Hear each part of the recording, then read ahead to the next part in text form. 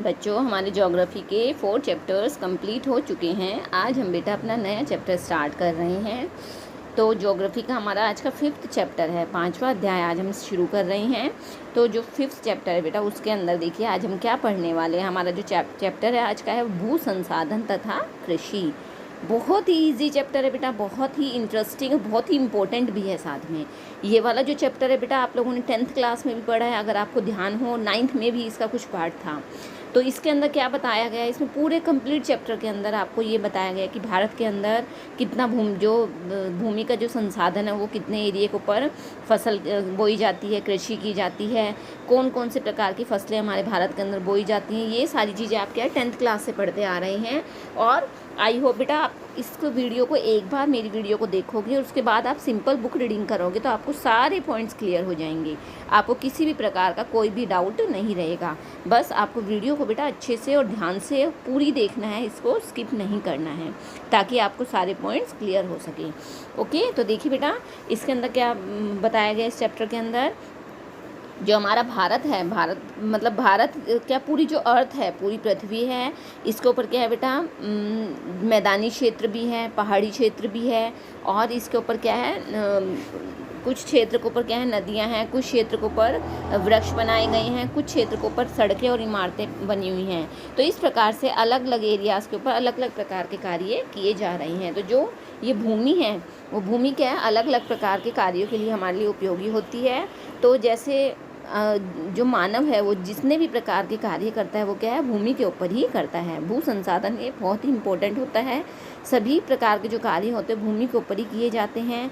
Even जो हम खाना खाते हैं, जो फूड हमें प्राप्त होता है, उसके लिए जो फसलें बोई जाती हैं वो भी कहाँ होती हैं, भूमि के ऊपर ही होती हैं। और जो पशु चारा चरते हैं वो भी भूमि के ऊपर ही किया जाता है। तो इस प्रकार से जो भू संसाधन है वो क्या है, अलग अलग प्रकार के लोगों, मानव की हर प्रकार की जो पूर्ति होती, हर प्रकार की जो इच्छाएं होती हैं उनकी पूर्ति किसके द्वारा की जाती है, भू संसाधन के द्वारा की जाती है।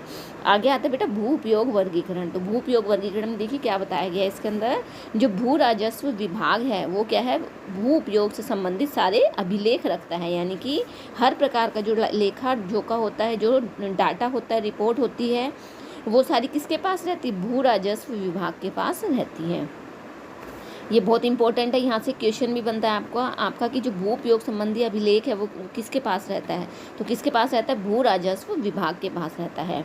अब देखिए बेटा जो भूमि उपयोग का जो कुल प्रतिवेदन यानी कि रिपोर्टिंग क्षेत्र जो होता है वो किसके, वो भौगोलिक क्षेत्र से भिन्न होता है।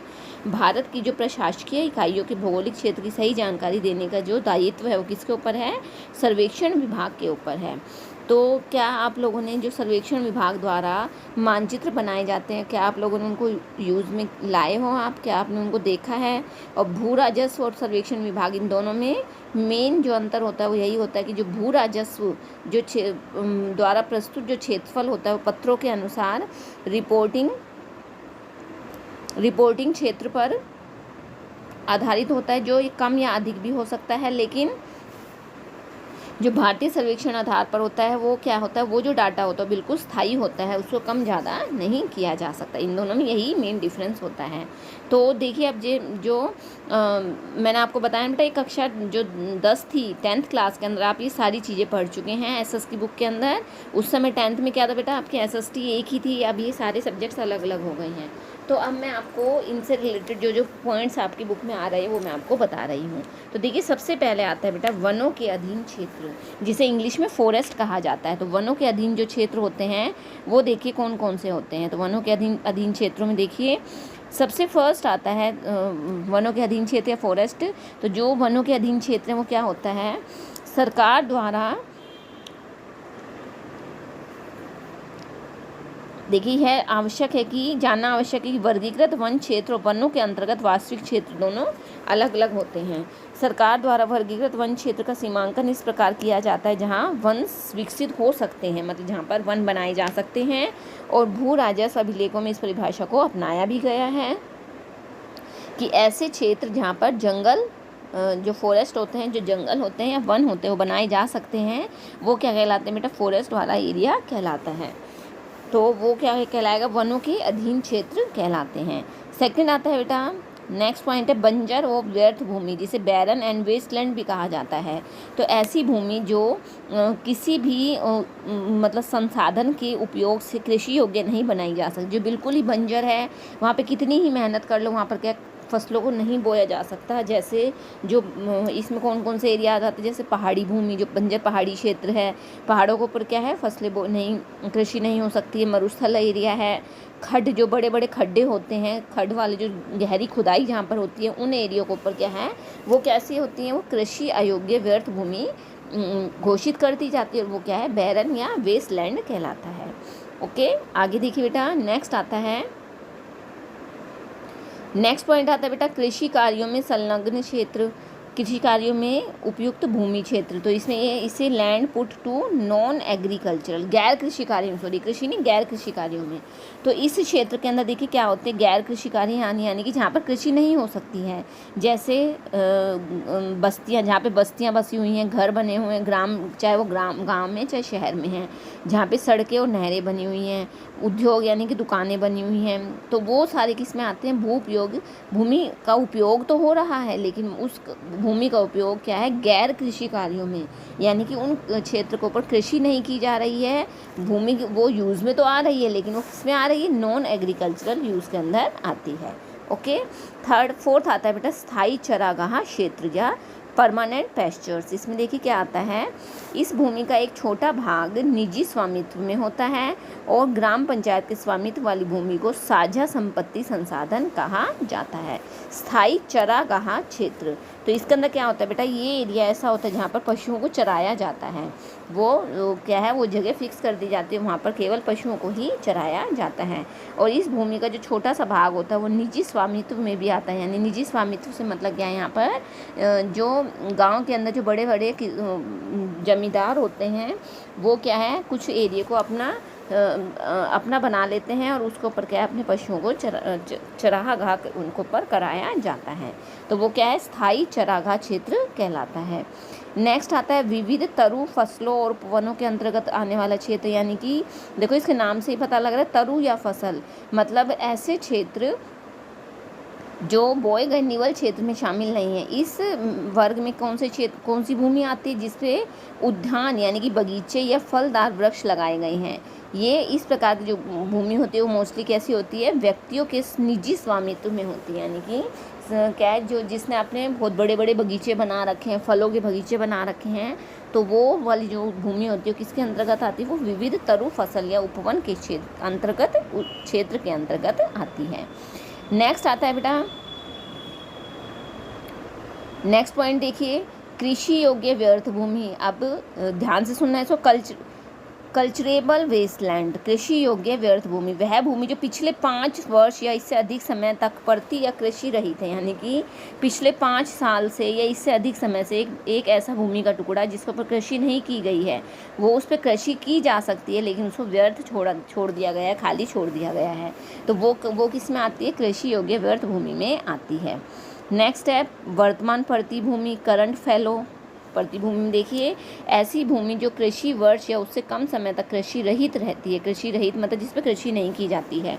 तो कृषि रहित एक ऐसा भूमि का क्षेत्र जो 1 वर्ष या उससे कम समय तक यानी कि 1 साल तक उस एरिया के ऊपर क्या है कृषि नहीं की गई है, या उससे कम मतलब कम से मतलब 2 महीने 4 महीने 6 महीने से क्या है उसके ऊपर कृषि नहीं की गई, तो वो क्या कहलाती है, वर्तमान परती भूमि। ऐसी भूमि को क्या है बेटा छोड़ा जाता है। क्यों छोड़ा जाता है, खाली ताकि जो भूमि की जो गुणवत्ता है उसे बनाए रखने के लिए भूमि को परती रखना एक बहुत ही पुरानी सांस्कृतिक चलन है। मतलब बहुत पुराने समय से क्या है ये ट्रेंड चला आ रहा है कि कुछ समय के लिए 5-6 महीने के लिए 1 साल के लिए क्या है भूमि को खाली छोड़ दिया जाता है।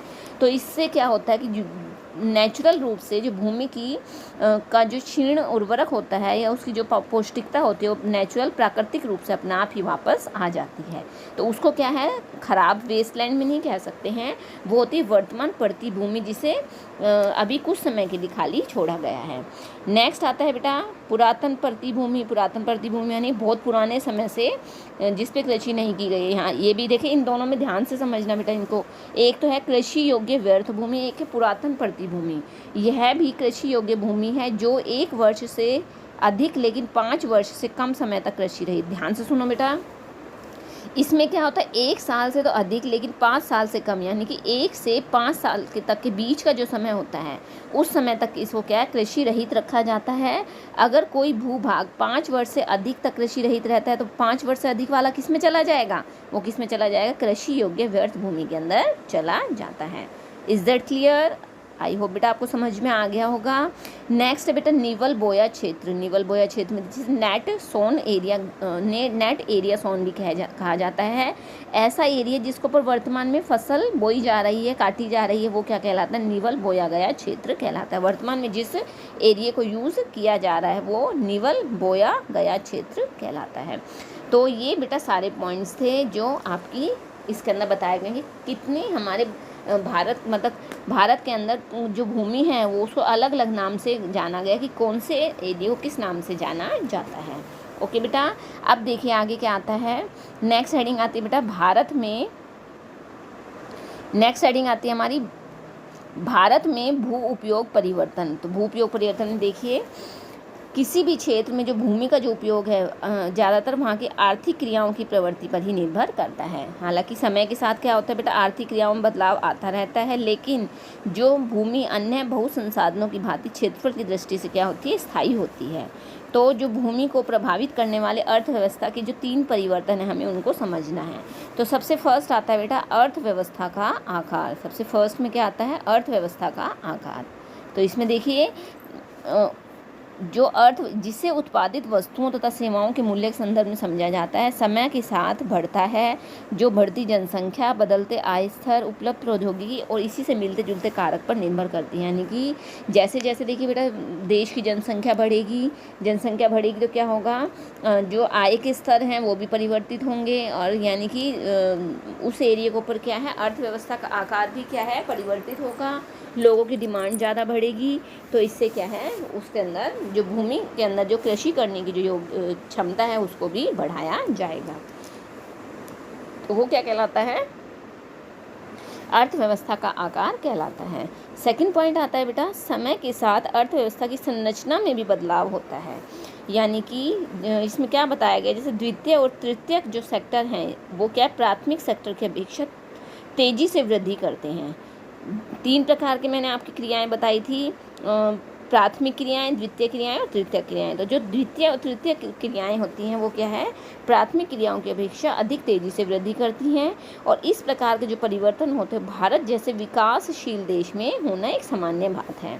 और इस प्रक्रिया के अंदर क्या होता है धीरे धीरे कृषि जो भूमि होती है वो गैर कृषि संबंधित कार्यों में उपयुक्त हो जाती है। और इस प्रकार क्योंकि जैसे जैसे जनसंख्या बढ़ेगी तो इससे क्या है जो ये परिवर्तन है वो शहरों की तरफ बहुत तेज़ी से होता है, क्योंकि शहर सभी लोग क्या है बेटा शहर की तरफ भागते हैं। गांव को छोड़कर क्या है वो शहर की तरफ भागते हैं। वहाँ पर इमारत बनाई जाती है, मतलब रहने के लिए निवास स्थान बनाया जाता है। तो इससे क्या है वहाँ पर पेड़ों की कटाई की जाती है और जो कृषि योग्य भूमि है उसके ऊपर मकान बना दिए जाते हैं। तो इससे क्या है इससे भी अर्थव्यवस्था के अंदर उसकी संरचना में परिवर्तन आ गया। यानी कि पहले जिस एरिया के ऊपर कृषि की जाती थी अब उस एरिया के ऊपर क्या है फैक्ट्री बना दी गई है, कारखाना बना दिया गया, इंडस्ट्री बना दी गई है। नेक्स्ट आता है बेटा समय के साथ कृषि क्रियाकलापों का अर्थव्यवस्था में योगदान कम हो जाता है, लेकिन भूमि पर कृषि क्रियाकलापों का दबाव कम नहीं होता है। तो जो कृषि भूमि है उसके ऊपर दबाव बढ़ रहा है, तो किस वजह से बढ़ रहा है, सबसे मेन रीज़न वही आ गया है जनसंख्या विस्फोट। तो जो क्या होता है देखिए विकासशील देशों में कृषि पर जो निर्भर व्यक्ति है उनका अनुपात धीरे धीरे घटता है, जबकि कृषि का सकल घरेलू उत्पाद में योगदान तीव्रता से कम होता है। धीरे धीरे देखिए बेटा जैसे जैसे जो क्या है हमारा भारत के अंदर क्या है हमारा भारत क्या है कृषि प्रधान देश है, लेकिन धीरे धीरे करके क्या है जो पहले क्या होता था बेटा किसान के बच्चे खेती के अंदर ही कार्य करते थे, लेकिन आजकल ये सब कुछ चेंज हो गया। अब किसान के बच्चे किसान नहीं बनते हैं, अब किसान के बच्चे भी क्या है अच्छी पढ़ाई करके अच्छी पोस्ट पर जा रहे हैं। तो इससे क्या है धीरे धीरे क्या है जो कृषि पे निर्भर जो व्यक्ति थे उनके जो अनुपात है वो धीरे धीरे घटता जा रहा है। वह जनसंख्या जो सेकंड पॉइंट है वह जनसंख्या जो कृषि सेक्टर पर निर्भर होती थी प्रतिदिन बढ़ती जा रही है। मतलब ऐसी जनसंख्या जो कृषि सेक्टर पर निर्भर रहती थी वो बढ़ती ही जाती है, प्रतिदिन बढ़ती जाती है। इसका मतलब क्या है बेटा कि जो कृषि सेक्टर है यानी कृषि से संबंधित जो क्षेत्र है उसका न सिर्फ कृषि करना ही नहीं आता है, उससे रिलेटेड और भी बहुत सारे कार्य हैं जो क्या है करने योग्य होते हैं। तो इससे क्या है उसके ऊपर तेज़ी से उसके ऊपर भार बढ़ता जा रहा है, तेज़ी से बढ़ता जा रहा है। तो अभी देखिए जो आपको ये डायग्राम दिया गया है, इस डायग्राम में क्या दिखाया गया, 1950-51 से 2014-15 के अंदर जो भूमि का उपयोग है उसके अंदर किस प्रकार से कितने परिवर्तन हुए हैं। तो ये इस डायग्राम के द्वारा ही इसके अंदर समझाया गया है कि 1950-51 और 2014-15 के अंदर बहुत ज़्यादा परिवर्तन हुए हैं। तो पहले में तो क्या दिखाया गया है, चित्र में प्रदर्शित प्रतिशत अभिलेख के संदर्भ में आकलित है, और दूसरा क्या है, रिपोर्टिंग क्षेत्र भी कुछ वर्षों से अपेक्षाकृत स्थायी है। तो इन जो ये दो डाटा दिखाए गए हैं उसके अंदर क्या दिखाया गया है कि वन क्षेत्र, गैर कृषि कार्यों में प्रयुक्त भूमि, वर्तमान प्रति भूमि, निवल बोया गया क्षेत्र आदि के अनुपात में क्या वृद्धि हो रही है। तो ये वृद्धि क्यों हो रही है, इस वृद्धि के क्या कारण हैं, तो देखिए इसके क्या कारण हैं। तो फर्स्ट पॉइंट है बेटा इसके अंदर इस वृद्धि के रीज़न बताए गए हैं। क्या रीज़न है इसके, तो गैर कृषि कार्यों में प्रयुक्त क्षेत्र में वृद्धि दर अधिकतम है। जो गैर कृषि कार्य हैं यानी कि कृषि से अलग जो कार्य हैं उसके अंदर क्या है, लोगों की मतलब जो भागीदारी वो बढ़ती जा रही है, और इस कारण जो भारतीय अर्थव्यवस्था है वो भी बदल रही है। पहले क्या है, जो मतलब किसान, मैंने आपको भी एग्जांपल दिया कि किसान के बच्चे किसान ही बनते थे, लेकिन अब आजकल ये सब कुछ सारा ट्रेंड अब चेंज हो गया है। और सेवा सेक्टर तथा अवसंरचना संबंधी विस्तार पर उत्तरोत्तर ये मतलब बढ़ती जा रही है। गांव वाले क्या है, गांव को छोड़कर शहरों की तरफ आ रहे हैं। तो इस प्रकार से सारा ट्रेंड क्या है, चेंज होता जा रहा है। नेक्स्ट पॉइंट में देखिए बेटा क्या बताया गया है। नेक्स्ट पॉइंट है, देश के अंदर जो वन क्षेत्र में वृद्धि सीमांकन के कारण हुई न कि देश में वास्तविक वन आच्छादित क्षेत्र के कारण। देश के अंदर जो वन क्षेत्र में वृद्धि हुई है वो सीमांकन के कारण हुई, मतलब देश के अंदर जो वास्तविक वन आच्छादित मतलब वनों से ढके हुए क्षेत्र हैं उसके कारण वृद्धि नहीं हुई है, बल्कि लोगों की जनसंख्या में वृद्धि हुई है। तो इस वजह से क्या है, देश के अंदर जो वन क्षेत्र हैं उसकी संख्या बल्कि धीरे धीरे करके क्या है, कम होती जा रही है। क्यों, क्योंकि लोग जनसंख्या में वृद्धि हो रही है तो वनों को काटा जा रहा है।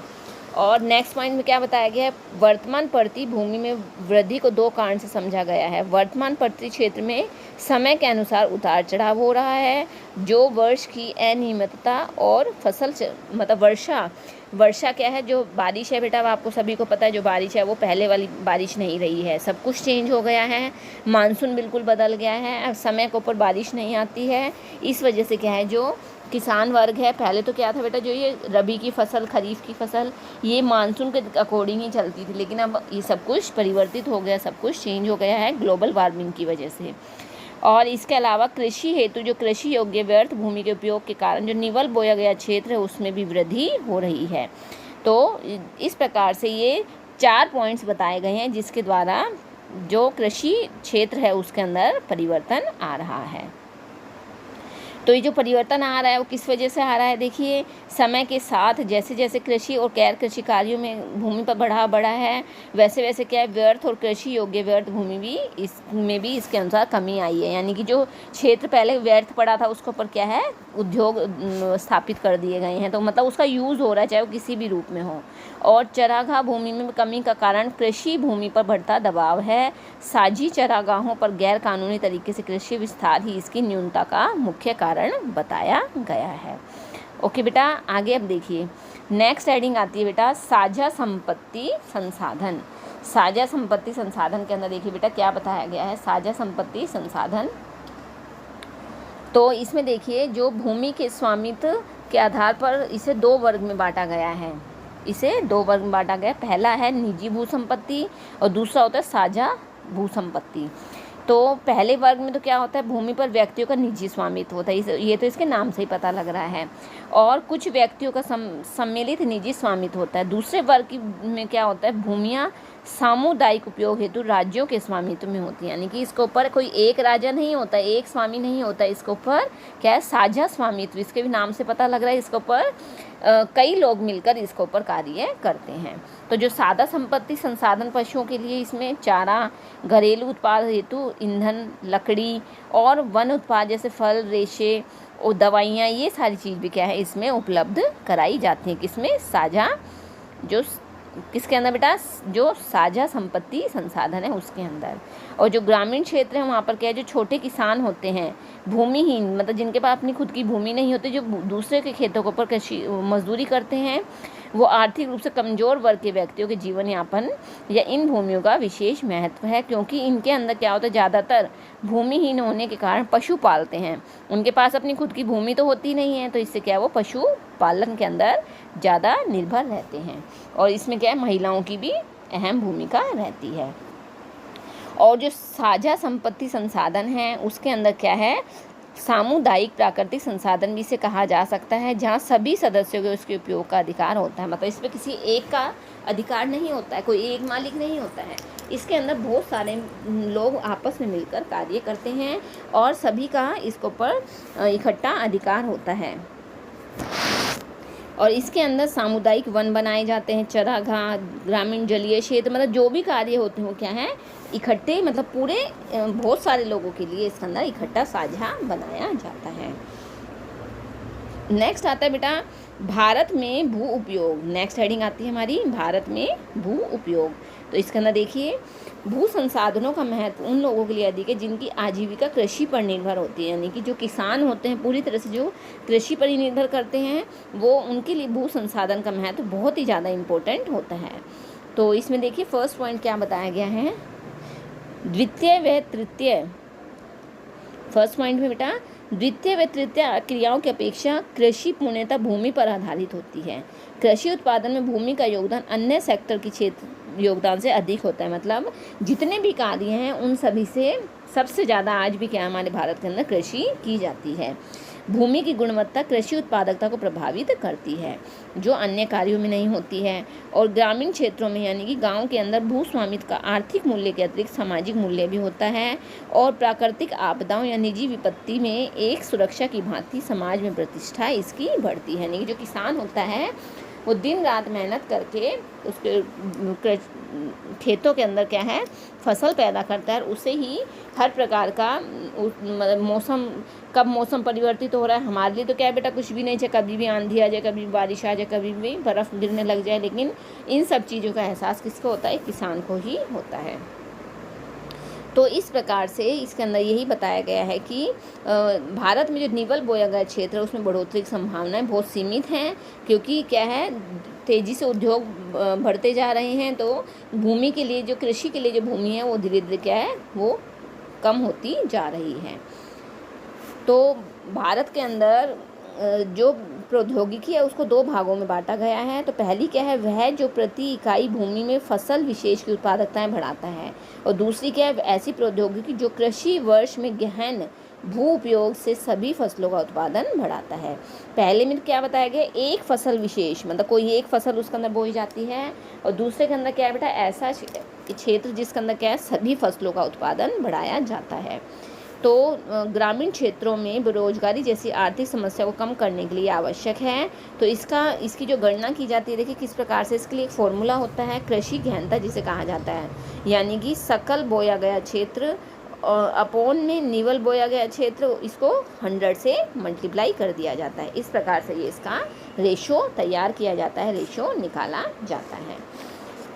आई होप बेटा आपको समझ में आ रहा होगा। मैं आपको बेटा कोशिश कर रही हूँ आपको इजी लैंग्वेज के अंदर समझाने की।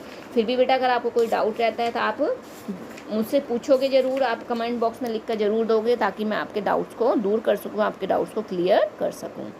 तो बच्चों ये आज हमारा हाफ पोर्शन हो गया है, मैंने आपको इसका हाफ पार्ट करवा दिया है। आई होप बेटा आपको समझ में आया होगा। फिर भी एक बार मैं आपको यही बोलूँगी बेटा, वीडियो देखने के बाद रीडिंग ज़रूर करना। बुक रीडिंग करने के बाद क्या है, आपको एक बार आप वीडियो देखोगे, उसके बाद बुक रीडिंग करोगे तो आपको सारे पॉइंट्स क्लियर हो जाएंगे। फिर भी अगर आपको डाउट है तो बच्चों आप मुझसे ज़रूर पूछोगे। ओके, थैंक यू बेटा, हैव अ नाइस डे।